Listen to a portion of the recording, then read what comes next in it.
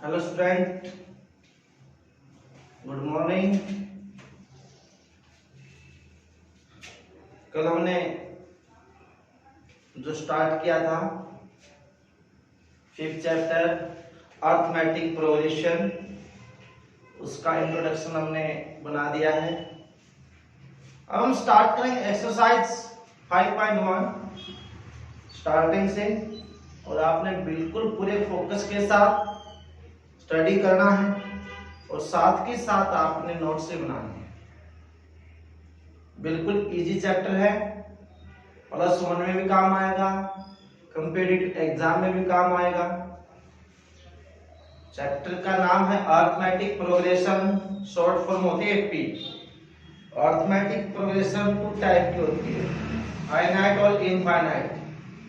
Finite वो होती है जिसके अंदर नंबर ऑफ टर्म्स कुछ ही होती है, फाइनाइट होती है, कुछ नंबर ही होते हैं, बहुत ज्यादा नंबर नहीं होते, मतलब अनगिनत नंबर नहीं होते, फाइनाइट होते हैं। एक होती है इनफाइनाइट। इनफाइनाइट वो होती है जिसके अंदर बहुत ज्यादा संख्या होती है, बहुत ज्यादा क्या होती है, टर्म होती है, वो होता है इनफाइनाइट। तो हम क्वेश्चन नंबर फर्स्ट पार्ट जो बोर्ड के ऊपर आपको दिखाई दे रहा है, दी टैक्सी। देखो, in which of the following situation, ऐसी सिचुएशन बताइए, does the list of number involve make an arithmetic progression and why. इनमें से कौन है एपी बना रहा है, क्यों बना रहा है? क्यों का मतलब अगर उनका कॉमन डिफरेंस सेम है, अगर उनका कॉमन डिफरेंस सेम है तो एपी है, अगर कॉमन डिफरेंस सेम नहीं तो वो एपी नहीं है। तो फर्स्ट पार्ट क्या कहता है, the taxi fare after each kilometre when the fair is ₹15 for the first kilometre, कि जो टैक्सी का किराया है कुछ किलोमीटर के लिए, फर्स्ट किलोमीटर के लिए तो 15 रुपए है, एंड 8 रुपए फॉर ईच एडिशनल किलोमीटर। मतलब क्या है, 1 किलोमीटर का किराया कितना है, नहीं फर्स्ट किलोमीटर जो पहले किलोमीटर चलता है ना, उसके क्या कितने रुपए है, 15 रुपए। अगर एक्स्ट्रा किलोमीटर चलता है तो उसमें 8 रुपए ऐड हो जाते हैं, मतलब फिक्स किराया कुछ किलोमीटर का 15 रुपए है, अगर वो उससे आगे चलता तो 8 ऐड हो जाता है। तो क्या लिखोगे, taxi fare, taxi for fair for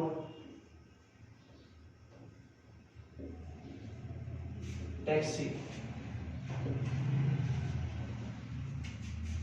fair for taxi in first kilometre, पहले किलोमीटर में, फर्स्ट किलोमीटर कितने रुपए है, 15 रुपए। ठीक है। एडिशनल फेयर, एक्स्ट्रा किराया कितना बेटा, 8 रुपए। ठीक है, पहले में कितना है, 15, फर्स्ट किलोमीटर तक 15 है, उसके बाद अगर किलोमीटर बढ़ जाता है तो 8 रुपए बढ़ जाते हैं। तो देखो, तो एपी बनानी है। एपी कैसे बनेगी, मैंने बताई थी, फर्स्ट टर्म क्या होती है, ए, नेक्स्ट क्या होती है, a+d, a+2d, a+3d। देखो a तो क्या, फर्स्ट टर्म में क्या दिया, कॉमन डिफरेंस कौन सी होगी, सेकंड टर्म बताई थी, a2 का मतलब कितना, a+d हो जाएगा, a3 का a+2d, a+2d थर्ड और a+3d फोर्थ टर्म, कितना होगा देखो, 15 + 8, 15 + 8 गुना 2, 15 + 3 गुना 8, 15 8 23, 8 दूनी 16, कितना 31, 8 3 24 और 15 24 15 39। अब देखिए इनका डिफरेंस सेम है ना, तो ये बन गई हमारे पास एपी बन गई। क्या बन गई हमारे पास एपी। अरे कुछ किलोमीटर का फर्स्ट किलोमीटर का किराया फिक्स है 15 रुपए, अगर एक्स्ट्रा चलता तो 8 रुपए ऐड हो जाता है, तो पहले 15 फिर 8 है फिर 8 है। ठीक है, यानी ये मान लो 15 23 8 23 23 8 31 31 8 तक, ये first term, a plus D second term, ये थर्ड टर्म, ये फोर्थ टर्म। ठीक है,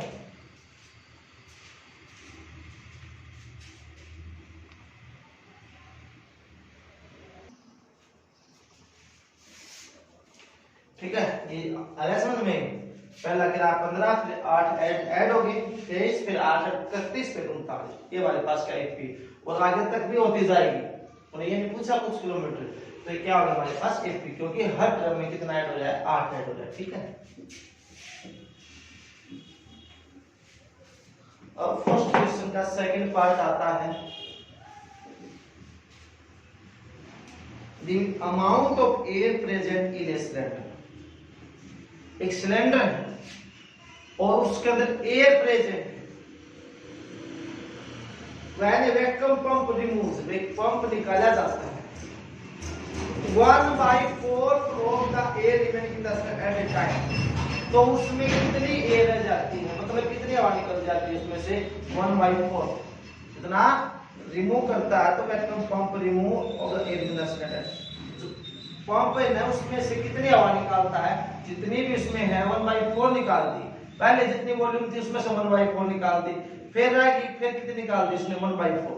मतलब क्या, amount of air present in cylinder, कि सिलेंडर में जो एयर प्रेजेंट है, when vacuum pump removes, pump क्या निकालता है, 1/4 पार्ट निकालता है एयर का, जो सिलेंडर के अंदर प्रेजेंट है। देखो कैसे, late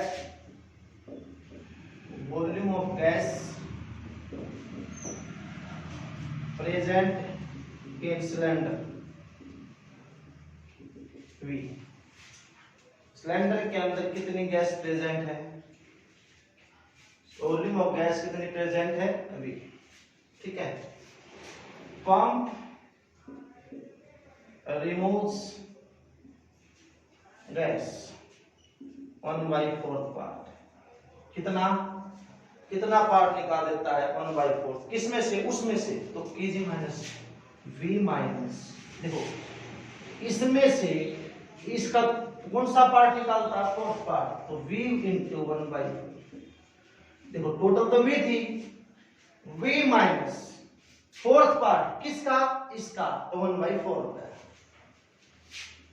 V minus V/4, LCM 4V minus का V, एलसीएम तो 3V/4 हो गया।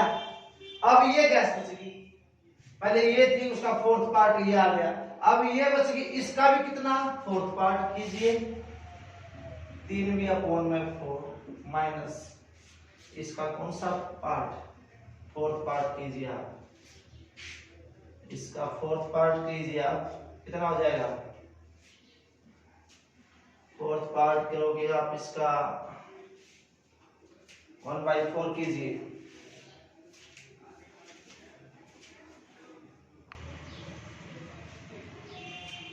ठीक है। अब ये बच गई, अब इसका 1/4 पार्ट निकालो, 3V/4, इसका 1/4 पार्ट, 3V/4, 3V/16, एलसीएम कितना है 16, 4 का, तो 12V माइनस का 3V, 9V/16, इसको मैं क्या लिख सकता हूँ 3/4, इसका 3/4 का स्क्वायर इंटू में। आगे बात सुन, देखो पहले हमारे पास कितनी वॉल्यूम टोटल V, उसका कितना गैस निकाल दिया 1/4, तो V का 1/4 कर दिया, तो V में से V/4 निकल गया, तो कितना बच गया 3V/4। अब उसमें से फिर उसका अब इसमें से कितना पार्ट निकल गया 1/4, तो ये 1/4 कितना होगा 3/16, एलसीएम 16, तो 4/12V माइनस 3V 9V/16, 9 का मतलब क्या 3 का स्क्वायर, 16 का 4 का स्क्वायर, तो पूरे का स्क्वायर इंटू कर। अब इसमें से निकालो 9V/16 माइनस, अब इसका फिर क्या कर दूं फोर्थ पार्ट, अब इसका भी फोर्थ पार्ट कर दूं इसका, तो कीजिए कितना हो गया 9V/16 माइनस 9V/64, एलसीएम कितना आ गया 64, कितना चल गया 4 पे 36V माइनस 9V, कितना हो गया 25/64V। इसको क्या लिख सकता हूं, 8 का स्क्वायर इंटू में, देखो अब इसमें से मैं किसका माइनस कर दूं, इसी का फोर्थ पार्ट, ये कर दिया। एलसीएम 64, 4 पे 36 माइनस 9v, 25 कर इसका 5, इसको 8 पे का होल स्क्वायर। अब ये देखो ये एपी है या नहीं है, देखो एपी देखिए है या नहीं है। देखो पहले तो v आ गया, फिर आ गया 3v/4, फिर आ गया 9v/4, 9v/16 आ गया, फिर आ गया 25v/64, ये आ गया। एक बार ये देखो एपी है या नहीं है। यहाँ कितना है 3v/4, इसमें से v माइनस को कॉमन डिफरेंस निकालेंगे। कॉमन डिफरेंस क्या होता है, देखो ये तो a हो गया, a1, ये a2, a3 और a4, तो a2 माइनस a1 निकालो, क्योंकि नेक्स्ट टर्म में से प्रीसीडिंग टर्म पहले वाली टर्म माइनस होती है, तो इसमें से माइनस कीजिए 3v/4 माइनस का v। एलसीएम कितना आया 4, कितना आया 3v माइनस 4v, ठीक है, तो कितना आया माइनस का v/4। मेरे हिसाब से तो कॉमन डिफरेंस सेम नहीं, क्योंकि वहां पर ज्यादा है, इसलिए क्या नो ये AP no, it is an AP, AP नहीं हो, क्योंकि कॉमन डिफरेंस सेम है नहीं है, ठीक है। अगर कॉमन डिफरेंस सेम आता तो एपी हो जाती, कॉमन डिफरेंस सेम नहीं तो एपी नहीं है।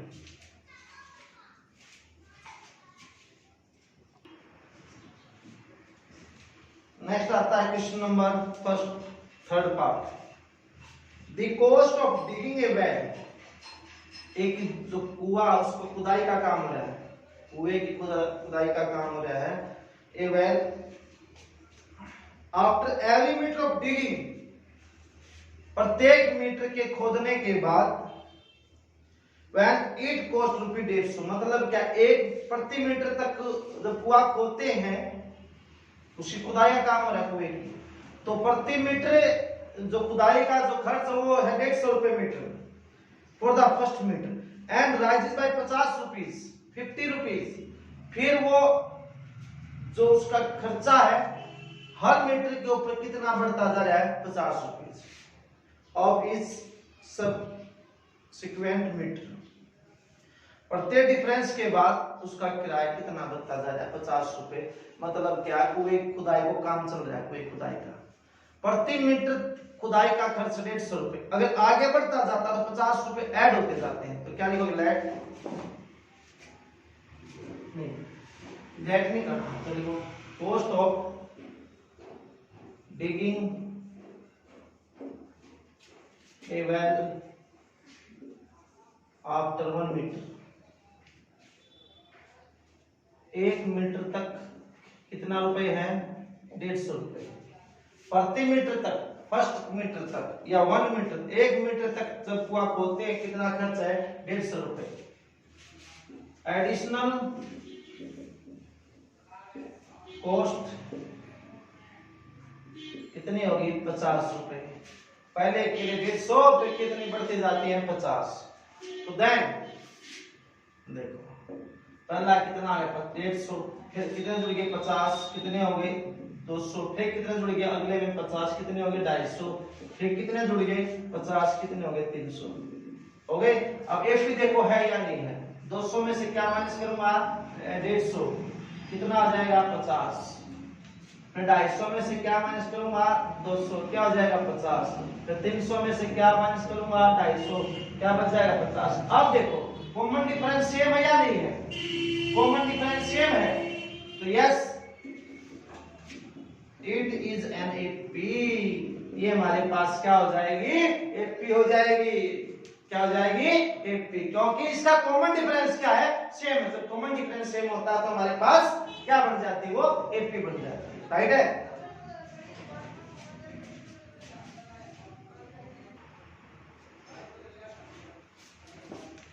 नेक्स्ट पार्ट आता है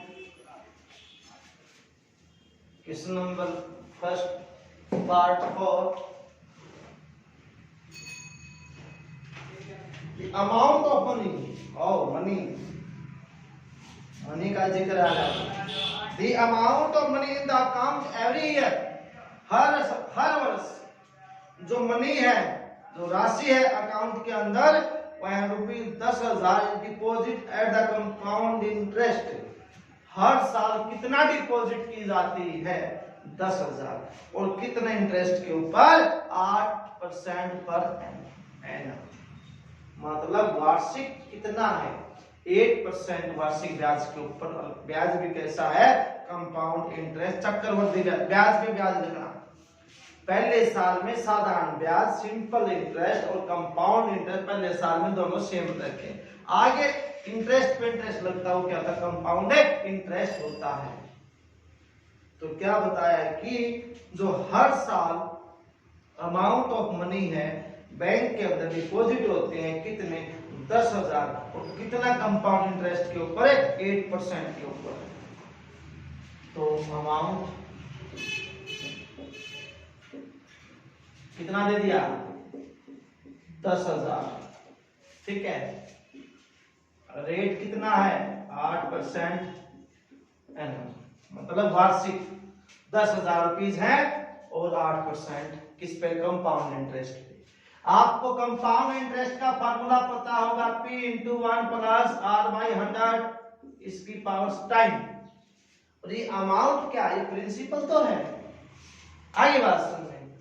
अरे कंपाउंड इंटरेस्ट का फार्मूला क्या होता है? प्रिंसिपल × 1 + रेट/100 उसकी पावर टाइम।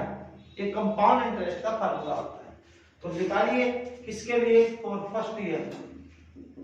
फर्स्ट ईयर के लिए मतलब जो टाइम हो कितना हो गया? टाइम 1 ईयर हो गया। प्रिंसिपल कितना है? 10,000। 1 + रेट कितना? 800 इसकी पावर 1। देखिए रेट कितना है? 8% का नाम क्या लग गया? 100। टाइम कितना? 1। तो 10,000 कितना एलसीएम आया? 100। तो 100 प्लस में 8 और टाइम कितना है? 1। 10,000 बराबर 108/100 राइट है। तो 100 से 100 कैंसल। कितना हो गया? 10,800 रुपए। कितना हो गया? 10,800 रुपए हो गया। कितना हो गया? 10,800 रुपए। ठीक है। अब मैं इसका 8% फिर निकालूंगा। निकाल रहे हैं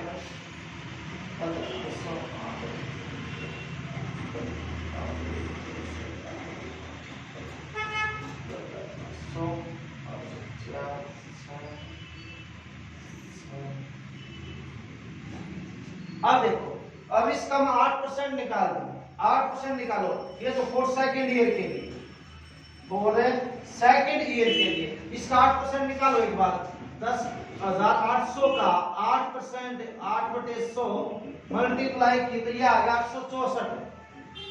बात समझ में आई? देखो पहले साल के ऊपर तो हमने प्रिंसिपल ये लगा दिया। अगर आप कंपाउंड इंटरेस्ट का फॉर्मूला ये लगा दिया। अगर आप सेकंड ईयर के लिए निकालोगे ना, यहाँ पर तो टाइम की पावर 1 है, बस यहाँ टाइम की पावर 2 हो जाएगी, मल्टीप्लाई ज्यादा बड़ी हो जाएगी। उसके लिए हमने क्या किया? जो ये कंपाउंड इंटरेस्ट आया है इसी का हमें कितना निकाल दो बेटा? 8% निकालो। तो निकालिए इसका 8%। 8/100, 100 से 2 पावर कैंसिल, 864 आ गया। अब जो ये 10,800 है, 10,800 रुपए है, इसमें 864 ऐड करो तो कितना? 11,664 आएगा। कितना आएगा? 11,600। नहीं बात समझ में आई? देखो अमाउंट कितना दिया गया? 10,000। रेट कितना? 8%। कंपाउंड इंटरेस्ट का फॉर्मूला कितना आता है? P × 1 + R/100 की पावर टाइम। अगर फर्स्ट ईयर के निकाल, पहले साल का निकालूंगा तो टाइम कितना है? 1 फर्स्ट है तो ये फॉर्मूला लगा दिया तो कितना आ गया? ये 10,800। फिर 8% तो इसका 8% निकाल दो। कितना? 864। इसमें ऐड कर दो। कितना? 11,664। अब आगे देखो। अब मैं 11,664 है उसका मैं कितना निकाल दूं? 8%। इसका भी कितना निकाल दो? और नहीं ये तक देख लो आप, ये तक देख लो, आगे करने की जरूरत नहीं है। ये देखो हमारे पास कितनी है? 10,000। फिर कितनी है? 10,800। कितनी? 11,664 है नहीं है? अब ये कॉमन डिफरेंस देख लो। 10,800 में से मैं 10,000 माइनस करूंगा तो कितना? 800 रुपए आ रहा है। अब 11,664 में से 10,800 माइनस करूंगा तो करना एक बात, 10,800 4 6 16 में से आप 864। देखो मैंने फर्स्ट का निकाल लिया, सेकंड का निकाल लिया, 3 टर्म हमने निकाल दी। अब मैं कॉमन डिफरेंस निकाला तो सेम नहीं आया, बस ये थे बतेरा तो सेम नहीं आता। नो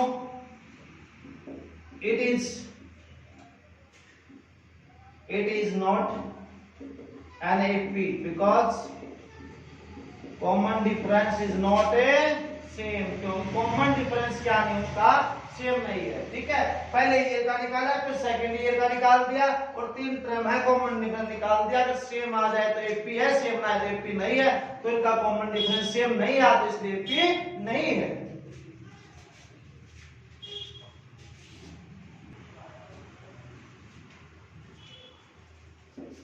अब आता है question number second. First question complete. Second question में देखना क्या कहता है। सेकंड क्वेश्चन में कहता है right the first 4 term of the AP. AP की पहली 4 टर्म निकालनी है। When the first term is a, first term तो ए गिवन है, कॉमन डिफरेंस डी है। हमने 4 टर्म निकालनी है, फर्स्ट टर्म गिवन है, उससे अगली 4 निकालनी है। ठीक है, वो कॉमन डिफरेंस कितना है डी। देखो फर्स्ट पार्ट ए की वैल्यू कितनी दे दी 10, कॉमन डिफरेंस कितना दे दिया 10। देखो हमने 4 टर्म निकालनी है, फर्स्ट टर्म ए है और कॉमन डिफरेंस डी है, तो फर्स्ट टर्म कितनी दी गई 10, कॉमन डिफरेंस कितना है, तो 4 टर्म कितने हैं। ए तो होगी फर्स्ट टर्म, ए प्लस डी क्या हो जाएगी सेकंड टर्म, ए प्लस 2d क्या हो जाएगी थर्ड टर्म, ए प्लस 3d क्या हो जाएगी फोर्थ टर्म, ए प्लस 4d क्या हो जाएगी फिफ्थ टर्म। हमने फॉर्मूला लिखवा था an is equal to a plus n minus 1। ये था n टर्म ऑफ 50। ठीक है, n टर्म निकालने का फॉर्मूला था।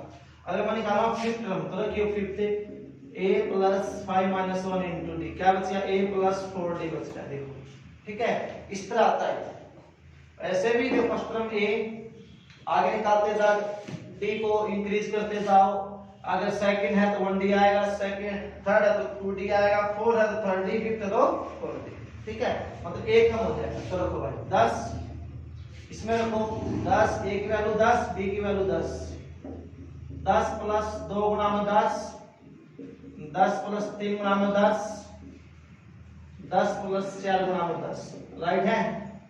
तो 10, 20, 30, 40, 50, ये हमारे पास क्या आ गई एपी आ गई। देखो फर्स्ट टर्म गिवन थी, हमने 4 टर्म ने निकाल दी, राइट है। इसके बाद सेकंड पार्ट देखिए। सेकंड पार्ट में क्या है, ए की वैल्यू माइनस के 2, डी की वैल्यू 0। ए की वैल्यू तो माइनस के 2 है और कॉमन डिफरेंस कितना है 0 है, तो ए तो फर्स्ट टर्म हो गई और second term a plus D, third term a plus 2d और fourth term a plus 3d और फिफ्थ a प्लस 4d। ये हो गया। कॉमन डिफरेंस कितना है 0, तो रखो भाई a कितना है माइनस के 2, राइट है। अगली रखो माइनस के 2 प्लस में 0 कितना आ गया 0, फिर कितना आएगा फिर भी यही आएगा, तो ये एपी नहीं होगी। -2 माइनस, ठीक है, तो ये एपी नहीं है, तो नो, इसकी कोई 4 टर्म में नहीं आएगी, राइट है। सो क्या गिवन है आंसर, बस यही है भाई, आंसर यही है -2 बस निकालनी है। उसने बोला है 2 × 0 -2, 3 × 0 -2, 4 × 0। ये कितना आया -2, ये कितना आया -2, ये कितना आया -2 और कितना आया -2 और कितना आया -2, क्योंकि 0 कॉमन डिफरेंस है तो सारी चीज क्या आएगी बोल आएगी। हाँ कॉमन देखो एपी में तो है, क्योंकि इनका देखो कॉमन डिफरेंस निकाल, देखो कॉमन डिफरेंस कितना है 0, सबका 0, और जिसका कॉमन डिफरेंस सेम होता है फिक्स होता है वो क्या होता है एपी होता है। ठीक है, अब थर्ड पार्ट देखिए। थर्ड पार्ट a की वैल्यू 4 और d की वैल्यू -3। ठीक, अब की बात a की वैल्यू 4 है, d की -3। तो देखो first term a, second a plus d, a plus 2d, a plus 3d, a plus 4d। ठीक है, ये हो गया। a कितना 4, d कितना -3, सॉरी पहले तो 4 ही आएगा, फिर अगला a प्लस 4 -3, फिर 4 plus 2 into -3, 4 plus 3 into -d, 4 plus 4 into -3।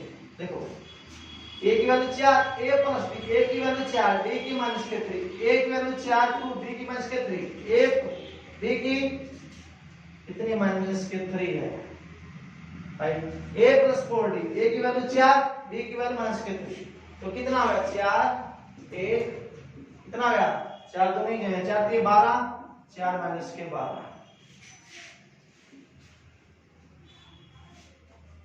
कितना हो गया 4 -9, 4 -12, तो 4 1 -8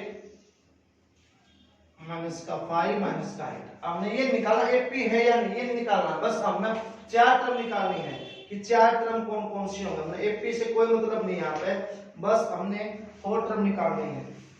एक बार देखो भाई, यहाँ पर मिस्टेक तो नहीं है कहीं, 4 1 -2 बचेगा, 4 3 दूनी 6 आएगा, 3 दूनी 6 आएगा, तो -2 बचेगा, 4 दूनी 4, 2 दिया 6, -6 आएगा, 3 दिया 9, -5। ठीक है, हो जाएगा, ये आएगा। ठीक है, 3 दिया 9, -5, 4 दिया 12, ये आ गया हमारे पास। ठीक है,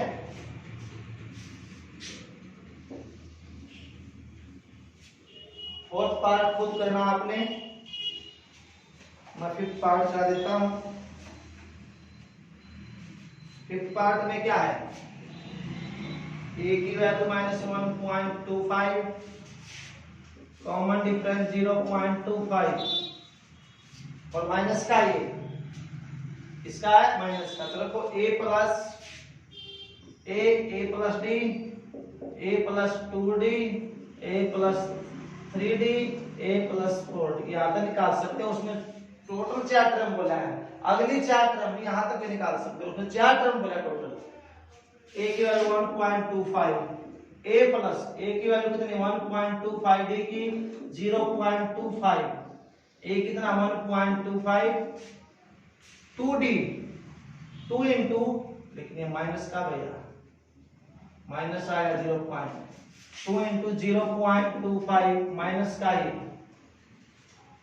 ठीक है, a प्लस a कितना 1.25 plus 3 into -0.25 plus 1.5 plus 4 into -0.2।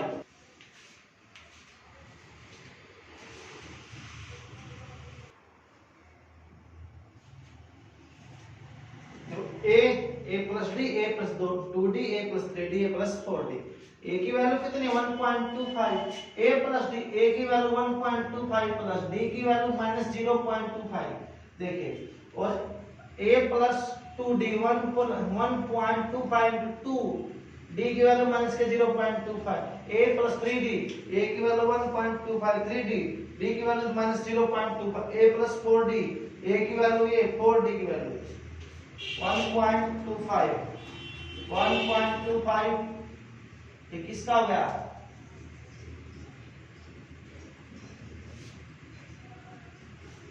d की वैल्यू माइनस है,